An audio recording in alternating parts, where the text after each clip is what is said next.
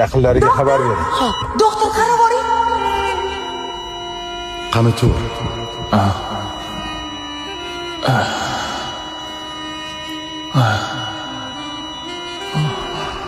Sen umringni so'nggi daqiqalaridasan. Umring mobaynida sen faqat yaxshi amallar qilding. Endi sen uchun jannat eshiklari ochiq. Tur.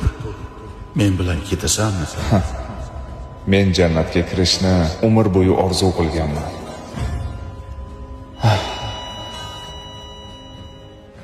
Ha, sen bilan ketaman. Qani ketdik.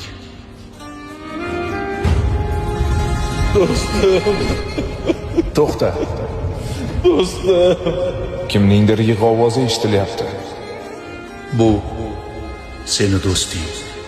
O'lganingdan keyin u 3 kun mana shunday yig'laydi.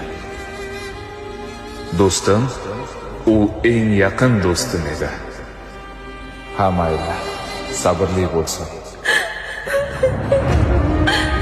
To'xtachi, yana kimningdir yig'lagan ovozi eshitilyapti.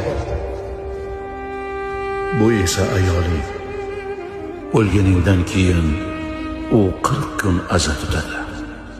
Shunday yig'laydi. Ayolimga Allohim sabr bersin. Undan minnatdorman. Jannatlarda birga bo'laylik. Bu esa sening joying, sen orzu qilgan jannat. Rostdanmi? Bunday go'zallikni men umrim bino bo'lib ko'rmaganman. Qachon kiramiz? Men bilan yur. Bola! To'xta.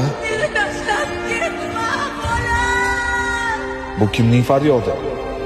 Bu onang. Yuraging to'xtab qolganini eshitdi. Endi o'zining yuragi to'xtab qolguncha bir umr dodi faryod uradi. Yur. Agar men sening taklifingga rozi bo'lmasam, nima bo'ladi? U holda senga jannatga kirish imkoni qayta berilmasligi mumkin. Butun umr to qiyomat kunigacha onamning faryodini eshitgandan ko'ra uning oldiga qaytganim ma'qul. Men ketmayman. O'zing bilasan. Bemor o'ziga keldi. Ko'zingizni oching. Hamshira, qarab oling, hamshira. Gulni barglaridan etsang ham judo, Onani bolam deb yig'latma Xudo.